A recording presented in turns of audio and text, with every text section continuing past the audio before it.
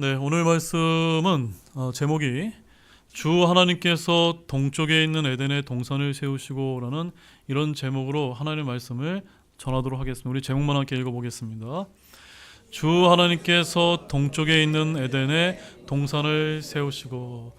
자, 여러분이 이제 한 가지 이제 편견을 하나 제가 깨뜨리면, 우리가 에덴 동산 하니까 그 동산의 이름이 에덴 동산으로 이렇게 많이들 이제 그렇게 생각하시죠?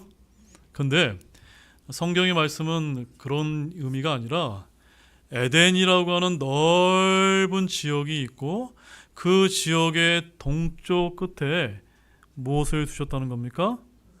동산을 세우셔서 거기에 첫 번째 사람을 하나님께서 두셨다라고 이렇게 이제 말씀을 하고 있는 거기 때문에, 그 에덴이 있었던 곳이 에덴 동산이라고 우리가 이게 지칭하기는 하지만 엄밀하게 말해서 큰 지역의 에덴의 동쪽에 있는 그곳을 에덴 동산이다 라고 이제 이렇게 성경이 우리에게 알려주고 있기 때문에 그 부분을 여러분들이 잘 귀담아 들으시면서 말씀을 들으셨으면 좋겠습니다.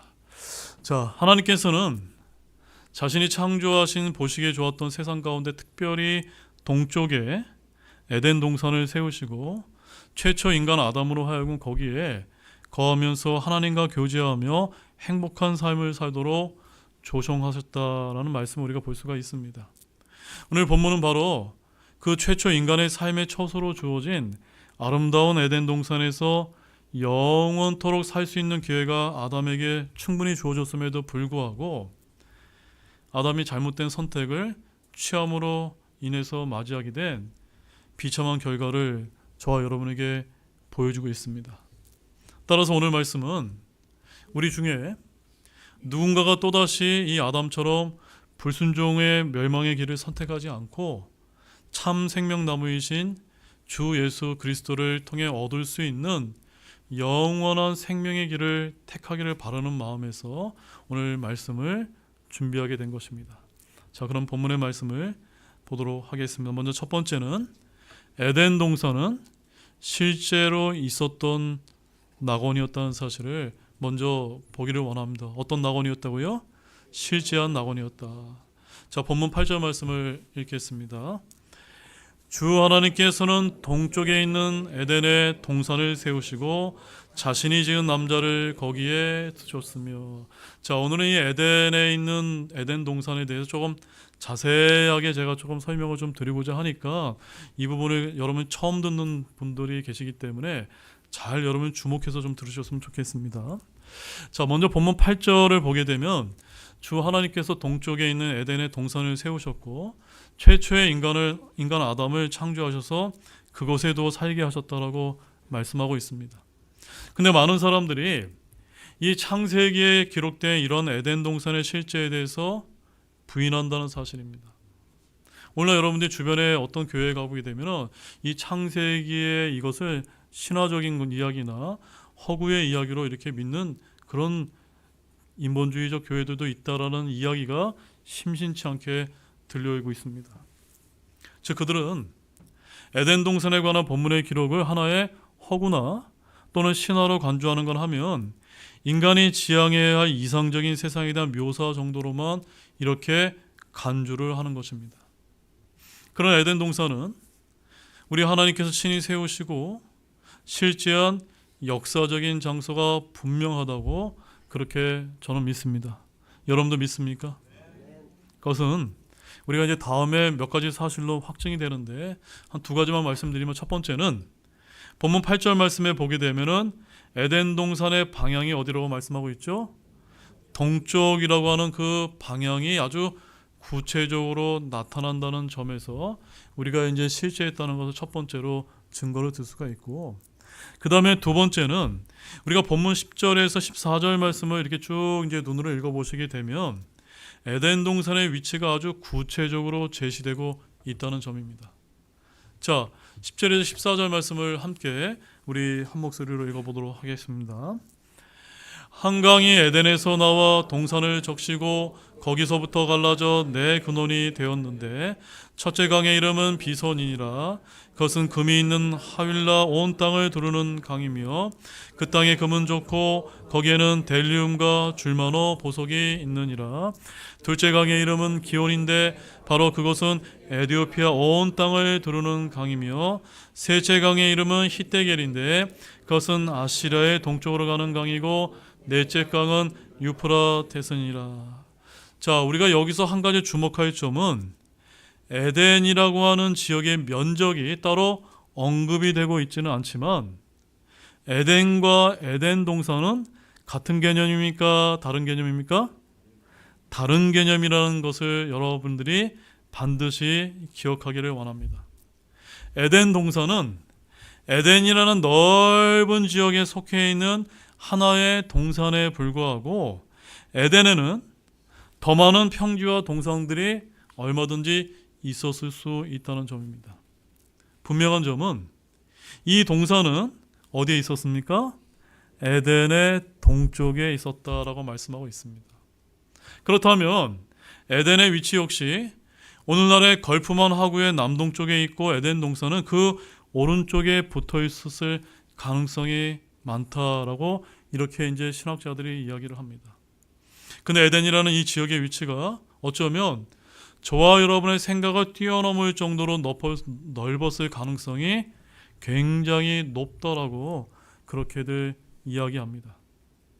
그래서 에스겔서 31장 16절 말씀에 가보게 되면 거기에 이렇게 기록이 되어 있습니다. 에덴의 모든 나무들 곧 레바논의 가장 뛰어나고 라고 이렇게 이제 기록된 말씀으로 보았을 때 여기에 언급된 에덴의 모든 나무들은 일반적인 수목이라기보다는 사악한 영적 존재들을 가리키는 표현으로 쓰이긴 했지만 그들이 바로 레바논 지경 안에 있는 것으로 묘사되고 있다는 점입니다. 또한 우리가 창세기 2장 8절에서 14절은 이 동산에 대해서 정확하게 이제 묘사를 하고 있는데 그것은 동쪽에 있는 에덴에 위치하였고 네 개의 지류인 강으로 나뉘는 하나의 강에 의해 물이 공급이 됩니다. 그리고 이 강 중 두 강인 유프라데스 강과 오늘 성경에는 히데겔의 강이라고 되어 있는데 이것은 히브리어로 기록된 것이고 현재는 그 강의 이름이 무엇일까요? 티그리스 강이라고 이제 기록되기 때문에 현재도 유프라데스 강과 티그리스 강 이 두 강이 오늘날에도 여전히 흐르고 있다는 점입니다. 그 고대 영토에 한때 진정한 지역이 존재했다는 생각은 성경 기록의 문자 그들의 성격과 일치합니까? 안 합니까? 일치한다고 저는 그렇게 보는 것입니다. 에덴의 정확한 위치를 정확히 찾아내는 시도는 끝없는 논쟁을 불러일으키긴 했지만 성경 자체는 에덴은 실제적이고 역사적인 장소로 묘사한다는 점입니다. 자, 우리는 이제 에덴 동산이 아니라 넓은 에덴의 위치를 좀 더 자세히 파악하기 위해서 우리가 이제 성경 구절을 좀 몇 구절 제가 이제 직접 찾아보진 않고 제가 말씀을 좀 드리도록 하겠습니다. 먼저 첫 번째는 한 네 가지가 있는데 창세기 13장 10절 말씀에 가보게 되면 거기 이런 말씀이 기록돼요. 주의 동산 같고 이집트 땅 같았더라 라는 말씀을 통해서 에덴을 어느 땅에다 비유하고 있습니까? 이집트 땅에 비유하고 있는데 여기서 말하고 있는 이 지역은 바로 사해 남쪽 소돔 지역이다 라는 것을 우리가 유추해 볼 수가 있습니다. 그 다음에 두 번째는 아모스 1장 5절에 따르면 거기 에덴의 집이 다마스 근처에 위치해 있다라는 기록된 말씀을 우리가 볼 수가 있습니다. 그리고 세 번째는 이사야서 51장 3절 말씀을 보게 되면 예루살렘에 있는 시온을 에덴과 같다라고 이렇게 표현하는 말씀을 볼 수가 있습니다. 그리고 네 번째로 열왕기하 19장 12절 말씀에 보게 되면 에덴을 들라살 근처로 잡고 있는데 이곳은 바로 아브라함이 갈대아우를 떠나 지나온 지역인 고산의 하란 지역이라는 말씀을 이제 우리가 볼 수가 있습니다. 따라서 이것을 우리가 이제 그림으로 이제 한번 나타내 보게 되면은 바로 에덴은 성경과 성경을 우리가 이렇게 자세하게 이제 비교해 봤을 때 그 결과 저기 이제 꼭지점이 어딜까요, 여러분? 여기가 이제 터키의 아라산이 이제 꼭지점에 해당이 되고 그 다음에 밑변이 나일강으로부터 정동쪽으로 페르시아만의 윗부분에 해당되는 여기가 어디냐면 갈대아 우르에 이르는 정삼각형 모양을 지닌 땅으로 이렇게 이제 볼 수가 있고, 한 변이 약 한 1600km 정도 되는 것으로 이렇게 이제 짐작이 됩니다. 그런데 창세기 15장에 따르면 이 땅이 누구에게 주신 땅과 같은 줄 아십니까? 아브라함에게 주신 땅과 같은 면적의 땅임을 성경이 우리에게 알려주고 있습니다. 또한 바로 이 땅이 천년왕국 때 이스라엘에게 속할 땅이 되기도 한다라고 에스겔서 44장 48장, 또한 시편 89편 25절, 사무엘하 8장 3절, 열왕기상 4장 20절에서 25절이 그것을 증거하고 있는 것입니다. 어느 땅과 같다고요? 앞으로 우리가 거해야 될 천년왕국 땅과 같은 땅이다 라고 성경이 우리에게 알려주고 있는 것입니다. 한마디로 성경에 따르면, 잘 들으시기 바랍니다. 성경에 따르면 인간의 역사는 어디에서 시작됐죠? 이 에덴 지역에서 시작이 되었고, 또 인류의 역사는 이 지역에서 종말을 맞이하게 될 것이다 라고 성경이 우리에게 알려주고 있는 것입니다. 이해되셨습니까? 어디에서 시작됐다고요? 에덴의 지역에서 시작되었고, 인류의 종말 어디서요? 에덴에서 종말을 맞이하게 될 것이다 라고 성경이 창세기에서 계시록까지 우리에게 알려주고 있는 것입니다. 그러므로 저와 여러분이 이 에덴 동산의 실제성을 믿어야 된다고 믿습니다. 아멘이세요? 그리고 에덴 동산에 실제했다는 것은 우리에게 중요합니까? 안 중요합니까? 정말로 중요합니다. 왜냐하면 만약 여러분 생각해 보세요. 에덴 동산에 실제하지 않았다면 어떤 문제가 생깁니까? 그곳에서 발생했던 인간의 타락에 관한 그 기사가 우화나 신화에 지나지 않을 뿐만 아니라 그와 관련한 예수 그리스도 통한 인류 구속의 필요성도 사라지게 되기 때문입니다. 결국 에덴 동산에 실제하지 않았다면 성경의 모든 내용이 거짓이 되고 우리 기독교는 사실상 존재의 기반을 잃어버리게 되는 셈입니다. 사실 성경은 서로 유기적으로 이렇게 밀접하게 연관이 되어 있어서 그 중에 어느 한 가지 사실이나 내용만 부인해도 그 내용 전체를 부인해야 되는 상황이 오게 되는 것입니다. 역설적으로 성경에 기록된 내용 전체가 다 진리라는 사실을 저와 여러분에게 보여주기에 충분한 것이 되는 것입니다. 따라서 에덴 동산이 있느냐 없느냐 믿지 않는 자들의 논쟁에 저와 여러분들이 휘둘리기보다는 우리는 그곳이 실제한 역사적인 장소였음을 굳게 믿음으로써 저와 여러분의 바른 신앙의 출발점에 서는 것이 저는 중요하다라는 점을 여러분에게 강조를 드립니다. 본문 9절 말씀 함께 읽어보시죠. 함께 읽겠습니다. 또 주 하나님께서 보기에 아름답고 먹기에 좋은 모든 나무가 땅에서 자라게 하셨는데 그 동산 한가운데는 또한 생명나무와 선악을 알게 하는 나무가 있더라. 자, 그곳에는 보기에 아름답고 먹기에 좋은 모든 나무의 열매가 가득하여 인간이 그것을 따먹으면서 살 수가 있었습니다. 또한 동산 중앙에는 어떤 나무가 있었습니까? 생명나무도 있었고, 또 인간은 그 열매를 따먹고 영원토록 살 수 있었다라고 우리에게 알려주고 있습니다. 근데 어떻게 됐습니까? 창세기 3장 21절 24절 말씀 보면은 하나님께서 이렇게 얘기하십니다. 생명나무에서 나는 것도 따서 먹고 영원히 살까 염려하느라. 누가 염려하셨습니까? 하나님께서 이것을 염려하시고 죄를 지은 상태에서 에덴 동산에 영원히 사는 것을 하나님께서 막기 위해서 에덴 동산에서 그 첫 번째 부부를 쫓아내셨다라고 여기 창세기 3장 22절에서 24절에서 우리에게 말씀하고 계신 것입니다. 참으로 여러분, 이 에덴 동산은 근심과 걱정이라고는 전혀 없는 문자 그대로의 지상 낙원이었습니다. 그러나 인간은 하나님의 말씀에 불순종함으로 말미암아 타락하여 그처럼 아름답고 하나님의 은혜요 축복이 흘러넘치는 에덴 동산에서 쫓겨나게 된 것이고, 그 결과 인고의 삶을 사는 것은 물론 마지막에는 죽음이라는 큰 고통을 겪어야만 했던 것입니다. 하지만 하나님께서는 어떤 분이십니까? 사랑과 긍휼이 풍성하셔서 우리 인간이 죄 아래에서 신음하다가 비참하게 죽는 것을 원치 않으셨습니다.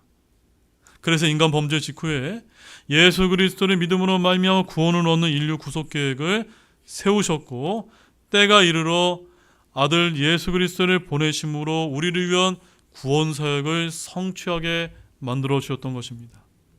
그리고 그 예수님을 믿어 구원받는 자에게는 바로 특별한 장소인 하늘 왕국을 주어 거하게 하실 것을 저와 여러분에게 약속하셨다는 것을 여러분 알고 계십니까? 여러분 이것을 믿으십니까? 이것이 바로 지상 낙원과 구별되는 셋째 하늘에 있는 낙원으로 우리가 가게 될 천국을 말하는 것입니다. 그래서 고린도후서 12장 2절과 4절에 사도 바울이 이렇게 얘기합니다. 2절에 그 사람은 14년 전에 어디로 채 올라갔습니까?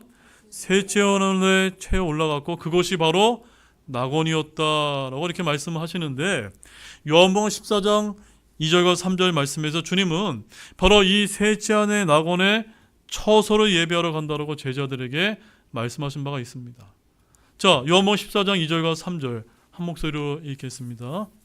내 아버지 집에 거할 것이 많도다.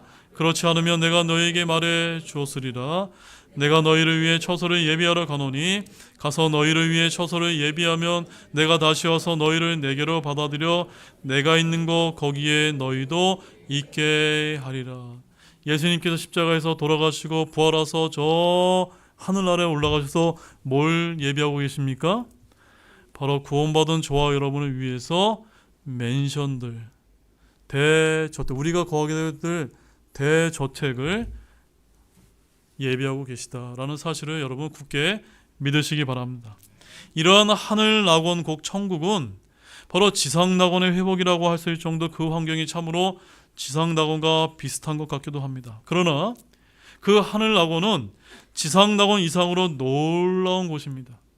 왜냐하면 지상 낙원에는 죄의 유혹과 그로 인한 저주가 있었지만 저 하늘 낙원에는 죄의 유혹과 그로 인한 저주가 있을까요? 없을까요? 다시는 없기 때문이다 라고 우리에게 말씀해 주고 있기 때문입니다.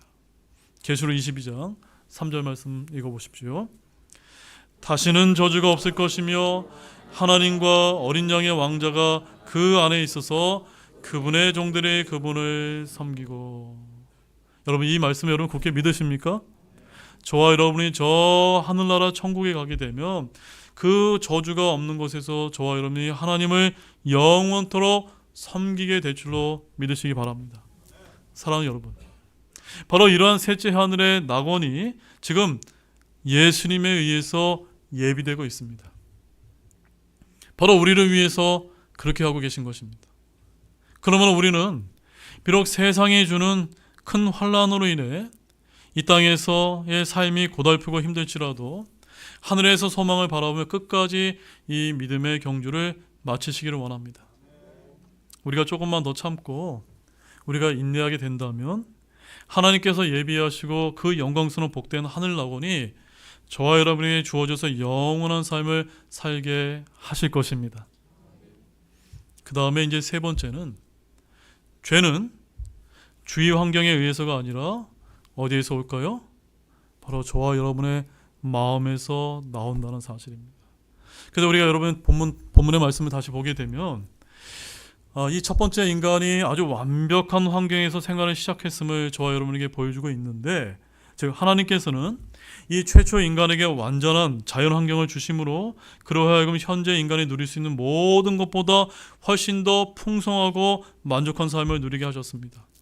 그런데도 창세기 3장에서 보는 바와 같이 인간은 결국은 죄 가운데 빠지고 말았습니다. 따라서 인간은 자신의 실패와 범죄의 원인을 환경 탓으로 돌릴 수가 있습니까? 없습니까? 없는 것입니다. 물론 주위 환경이 우리 인간에게 많은 나쁜 부정적인 영향을 끼칠 때가 많이 있습니다. 사실 나쁜 주위의 환경은 우리 인간으로 하여금 실패하게 하고 범죄케 하는데 일조하기도 합니다. 하지만 우리는 실패와 범죄의 보다 궁극적이고 직접적인 원인이 환경이나 다른 데에 있는 것이 아니라 무엇에 있는 것임을 알아야 될까요? 바로 우리 인간의 마음에서 시작된다는 것을 알아야 되는 것입니다. 그래서 마태복음 15장 19절에서 예수님께서 이렇게 말씀을 하셨습니다. 같이 읽어보겠습니다. 마음에서 악한 생각, 살인, 간음, 음행, 도둑질, 거짓 증인, 신성 모독이 나오는데 맞습니까 여러분? 이거 인정하십니까? 즉 자신이 원하는 것은 다 하려고 하고 자신이 갖고 싶은 것은 다 가지려고 하는 탐욕스러운 마음이 바로 인간을 실패하게 하고 범죄케 하는 것입니다. 아담과 이브가 아주 완벽한 환경에서 살았으면서 왜 죄에 빠져들게 되었던 것일까요? 그것은 바로 자신이 가진 것으로 만족하지 아니하고 가지려 해서는 안 될 영적 위치를 가지려고 탐욕 때문에 그렇게 발생한 것은 아닐까요? 물론 아담과 이브의 범죄 배후에는 사탄의 강교한 유혹이 있었습니다. 그러나 그들의 영적인 위치를 탐하는 마음만 갖지 않았다면 그들은 죄에 빠지지 않았을 것임에 분명합니다. 이와 같이 탐하는 마음은 모든 죄와 실패의 원인이 됩니다. 그러므로 저와 여러분은 이 아담과 이브의 실패를 교훈을 삼아서 그 동일한 실패와 죄에 빠지지 않기에 무엇보다 어디를 잘 다스려야 됩니까? 우리의 마음을 잘 다스려서 헛된 생각 속에 우리의 마음이 빠져들지 않도록 마귀에게 틈을 주지 않도록 애써야 된다고 저는 여러분에게 말씀을 드립니다. 그래서 에베소 4장 17절 27절 함께 읽어보겠습니다. 이제부터는 너희는 다른 이방인들이 그들의 헛된 생각 속에서 걷는 것 같이 걷지 말라. 마귀에게 틈을 주지 말라. 여러분의 마음을 헛된 생각에 내어주게 되면 누가 들어오게 됩니까? 마귀가 들어오게 되는 것입니다. 이것을 저와 여러분들이 조심해야 아담과 이브의 그 실패를 되풀이하지 않는 것임을 아시기를 바랍니다. 그 다음에 이제 네 번째는 우리 하나님께서는 저와 여러분에게 참 생명나무를 주셨다는 사실 여러분 알고 계십니까? 자, 본문 9절 말씀을 읽어보시기 바랍니다. 또 주 하나님께서 보기에 아름답고 먹기 좋은 모든 나무가 땅에서 자라게 하셨는데 그 동산 한가운데에는 또한 생명나무와 선악을 알게 하는 나무가 있더라. 자, 생명나무는 영어로 Tree of Life라고 부르고 선악을 알게 하는 나무는 Tree of Knowledge of Good and Evil이라고 이렇게 기록이 되어 있습니다. 자, 본문의 이 9절 말씀을 보게 되면 하나님께서는 에덴 동산에 보기에 아름답고 먹기에 좋은 나무가 땅에서 자라게 하시고 그 동산 한가운데는 생명나무와 선악을 알게 하는 나무를 두셨습니다. 여기서 보듯이 하나님은 아담으로 하여금 죽지 않고 영원토록 살게 하려고 어떤 나무를 두신 것입니까? 생명나무를 그의 삶의 터전인 에덴 동산에 두셨다는 것을 기억하기를 원합니다. 여기에 하나님의 최초 의도가 있으셨던 것입니다. 특별히 우리가 여기서 주목해야 될 사실은 우리 하나님께서는 생명나무를 잘 보이지 않는 곳에 숨겨놓으신 것이 아니라 어디에 두셨습니까? 동산의 한 가운데에 두셔서 어디서나 이 생명나무가 보일 수 있게 그 나무를 두시고 그 열매를 따먹을 수 있도록 이렇게 조치하셨다는 사실입니다. 이것은 하나님의 배려요 사랑이라고 저는 그렇게 믿습니다. 이처럼 하나님은 자신의 형상대로 창조된 인간이 영원토록 살기를 원하셨고 또한 기뻐하셨습니다. 그만큼 하나님께서는 인간을 사랑하신 것입니다.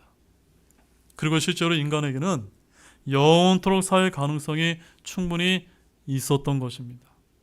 그러나 첫 번째 인간인 아담은 생명나무의 열매를 먹는 대신에 하나님께서 금하신 선악을 알게 하는 나무, 이 선악을 알게 하는 나무가 어떤 나무로 여기 성경에 기록되어 있습니까? 선과 악의 지식의 열매를 따먹는 길을 택했던 것입니다. 그래서 저는 우리 교회 성도님께도 강조를 드리지만 우리가 아무리 킹제임스 성경을 믿고 또 바른 교리와 말씀을 사랑한다 하더라도 이 말씀을 지식으로 취하게 되면 얼마든지 우리도 이와 같은 동일한 실패를 저지를 수가 있기 때문에 이 생명의 말씀을 통해 무엇을 취해야 됩니까? 예수님의 생명을 우리가 택해서 연합을 해야 되만 우리가 실패하지 않을 수 있음을 믿으시기 바랍니다. 바로 생명되게 미친 지식을 선택한 결과 이 첫 번째 인간에게 영원한 생명 대신에 고통과 죽음이 찾아오게 되었던 것이다 라고 말씀하고 있는 것입니다. 창세기 3장 17절 또 19절 말씀 함께 읽어보십시오. 아담에게 이르시되 내가 내 아내 음성에 귀를 기울이고 내가 내게 명령하여 이르기를 너는 그것에서 나는 것은 먹지 말라 하고 말한 그 나무에서 나는 것을 먹었으므로 땅은 너로 인해 저주를 받았고 너는 평생토록 고통 속에서 땅의 소산을 먹으리라. 내가 땅으로 돌아갈 때까지 내 얼굴에 땅을 흘려야 빵을 먹으리니 이는 내가 땅에서 취하였기 때문이라. 너는 흑이니 흑으로 돌아갈 것이나 하시나. 자, 이 말씀에서 우리에게 두 가지 사실을 알려주고 있습니다. 왜 인간이 고통과 고난이 찾아오게 되었을까요? 또 왜 인간이 죽게 되었습니까? 그 첫 번째 원인이 무엇입니까?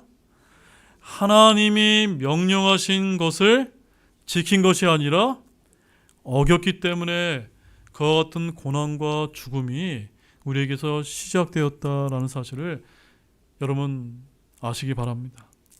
인간은 온갖 세상 즐거움에 시달리다 끝내는 비참한 죽음을 맞이하게 되었다라고 성경이 우리에게 알려주고 있는 것입니다. 그러나 인간을 사랑하시는 하나님께서는 우리 인간이 그런 즐거움에 시달리다가 끝내는 비참하게 멸망하는 것을 원치 않으셨습니다. 그래서 하나님께서는 인간의 범죄 이후에 이 에덴 동산에 있는 생명나무를 인간에게서 차단하는 대신에 바로 범죄한 인간의 죄에서 구원을 얻고 또한 영원한 생명을 얻을 수 있는 새로운 생명나무를 저와 여러분에게 주셨던 것입니다. 그 새로운 생명나무가 무엇일까요? 바로 여자의 씨에게서 나신 주 예수 그리스도라고 말씀하고 계신 것입니다. 창세기 3장 15절 말씀에 가보게 되면 그녀의 씨라고 되어 있습니다. her seed라고 단수로 이렇게 기록이 되어 있는데 우리가 개역성경에 보게 되면은 여자의 후손이라고 되어 있어서 마치 복수인 것 같은 느낌이 들도록 암시하고 있지만 성경은 분명히 뭐라고 기록되어 있습니까? 단수로서 여자의 씨, 바로 누굽니까? 처녀 탄생하신 예수 그리스도가 사탄의 머리를 이제 상하게 할 것이다라고 여기 예언이 이제 되어 있는 것입니다. 요한복음 3장 16절 말씀 함께 읽겠습니다. 하나님께서 세상을 이처럼 사랑하사 자신의 독생자를 주셨으니 이것은 누구든지 그를 믿는 자는 멸망하지 아니하고 영존하는 생명을 얻게 하려 하심이라. 참으로 죄로 말미암아 죽어있던 우리 인간은 예수 그리스도로 말미암아 다시금 영원한 생명의 가능성을 얻게 된 것입니다. 특별히 하나님께서는 참 생명나무이신 예수 그리스도를 세상 가운데 숨겨두지 아니하시고 마치 광야에서 노뱀을 들게 하심으로 범죄하여 죽어가는 이스라엘 백성들로 하여금 그것을 보고 생명을 얻게 하신 것처럼 바로 주 예수 그리스도를 온 세상에 높이 드러내셨음을 여러분 굳게 믿으시기 바랍니다. 그래서 여기 요한복음 3장 14절과 15절에 이렇게 기록이 되어 있는 것입니다. 큰 목소리를 읽어보시기 바랍니다. 모세가 광야에서 뱀을 든 것 같이 그렇게 사람의 아들도 반드시 들려야 하리니 이것은 누구든지 그를 믿는 자는 멸망하지 아니하고 영원한 생명을 얻게 하려 함이라. 여러분 2000년 전에 예수님께서 왜 그 갈보리 십자가에 달리셔서 십자가에 높이 들려지게 된 것입니까? 왜 그렇죠? 바로 나의 죄 때문에 돌아가신 그 예수님을 믿기만 하면 바로 모세가 광야에서 뱀을 든 것처럼 그 예수님을 보기만 하면 그분을 바라보기만 하면은 생명의 열매를 먹고 영원히 살 수 있도록 만들어주기 위함이었던 것입니다. 맞습니까 여러분? 그런데도 오늘날 수많은 사람들이 예수 그리스도를 바라보는 대신에 하나님께서 금하신 것들을 바라보면서 그것을 얻기 위해서 열심히 나아감으로 인해 멸망의 길로 나아가는 것을 볼 때 참으로 안타까움을 금할 수가 없는 것입니다. 실로 우리 앞에는 생명과 사망, 복과 화의 기회가 함께 놓여 있음을 믿으시기 바랍니다. 신명기 30장 15절, 19절 함께 읽어보십시오. 보라, 내가 이날 생명과 복과 사망과 화를 내 앞에 두었나니 내가 이날 하늘과 땅을 불러 너희를 대적하는 증거로 삼노라. 내가 생명과 사망과 또 복과 저주를 너희 앞에 두었나니 그러므로 너와 내 씨가 살기 위해 생명을 택하라. 여러분, 이미 2000년 전에 예수님께서는 저와 여러분에게 영원한 생명을 주시기 위해서 십자가에 달려서 높이 들려주셨습니다. 그리고 이 세상은 여러분의 그 예수님을 믿지 못하도록 수많은 것들로 유혹을 하고 있습니다. 여러분은 어느 것을 택하시겠습니까? 예수님입니까? 세상입니까? 예수님의 생명의 길을 택함으로 말미암아 복을 다 누리시는 모두가 되시기를 원합니다. 이제 마지막 5번째로, 하나님의 말씀에 대한 순종 여부는 여러분의 삶의 축복과 저주의 절대 기준이 된다는 사실을 아시길 바랍니다. 자, 마지막 말씀으로 우리 16절과 17절 말씀을 함께 큰 목소리로 읽어보도록 하겠습니다. 주 하나님께서 남자에게 명령하여 이르시되 동산의 모든 나무에서 나는 것은 내가 마음대로 먹어도 되지만 선악을 알게 하는 나무에서 나는 것은 먹지 말라. 내가 그 나무에서 나는 것을 먹는 날에 반드시 죽으리라 하시니라. 자, 여기 16절과 17절에서 하나님께서는 인간을 향하여 동산 각종 나무의 실과 임의로 먹을 수 있되 동산 중앙에 생명나무와 함께 있던 선악을 알게 하는 나무의 실과는 먹지 말라라고 금하셨습니다. 그리고 선악과를 먹는 날에는 반드시 어떻게 된다고요? 죽으리라라고 아주 엄중한 경고를 하셨던 것입니다. 이런 하나님의 명령과 경고는 우리 인간이 로봇이 아닌 어떤 사실을 판단하고 선택할 수 있는 자유의지를 가진 존재로 창조되었음을 우리에게 시사해 주는 것입니다. 인간은 하나님의 형상에 따라 인격을 가진 존재로 창조되었고 또한 자기 생각대로 판단과 선택할 수 있는 자유의지도 부여받았던 것입니다. 따라서 인간은 이런 자유의지로서 하나님의 말씀에 순종하고 또한 그것을 통해 진정한 자유와 기쁨과 행복을 누릴 수가 있게 된 것입니다. 그러나 불행히도 우리 인간은 그런 자유의지로 하나님의 말씀에 순종하는 길을 택하기보다는 오히려 불순종의 길을 택하고 말았습니다. 즉 인간은 하나님의 금령을 어기고 선악과를 따먹은 것과 똑같은 일을 지금도 여전히 우리가 저지르고 있는 것입니다. 그 결과 어떻게 되었을까요? 인간에게는 죽음이라고는 엄청난 형벌이 주어졌습니다. 그래서 창세기 3장 19절 말씀에 너는 흙이니 어디로 돌아간다고요? 흙으로 돌아갈 것이니라. 바로 이것은 반드시 죽으리라라고 하신 하나님의 경고의 엄중한 성취였던 것입니다. 만약 인간이 하나님의 말씀에 순종했다면 인간은 영원한 생명을 누릴 수 있었을 것입니다. 결국 인간은 자유의지를 가진 인간에게 있어서 하나님의 말씀에 대한 순종 여부는 축복과 저주의 절대 기준이 된다는 사실을 굳게 믿으시기 바랍니다. 자, 그렇다면 여러분은 어느 길을 택하시겠습니까? 순종입니까? 불순종입니까? 순종입니까? 불순종입니까? 선택은 여러분의 자유의지에 따라 자유롭게 여러분이 선택할 수 있지만 그 결과는 축복과 저주, 영원한 생명과 영원한 형벌로 분명하게 나누어지게 될 것입니다. 이제 결론의 말씀을 드리도록 하겠습니다. 사랑하는 여러분, 오늘 창세기 2장에서 3장에서 보여준 첫사람 아담에게는 분명 이 지상낙원의 에덴 동산에서 영원토록 행복하게 살 수 있는 기회가 충분히 주어졌음에도 불구하고 불순종의 길을 택함으로 이 좋은 지상낙원을 잃어버리고 온갖 세상의 질고에 시달리며 죄 가운데 고통당하는 결과를 초래하고 말았던 것입니다. 지금 여러분은 어떤 선택을 날마다 하고 계십니까? 죄인을 대신해 십자가에서 돌아가시고 부활하신 참 생명나무이신 그 주 예수 그리스도를 구주로 믿고 하나님의 말씀에 순종하는 삶을 선택하지 않으시겠습니까? 아멘을 적으시네요. 선택하시겠습니까? 그러면 여러분에게는 놀라운 셋째 하늘의 낙원에 올라가는 그 영광스러운 기쁨이 약속되어 있음을 굳게 믿으시기 바랍니다. 다 같이 일어나시겠습니다.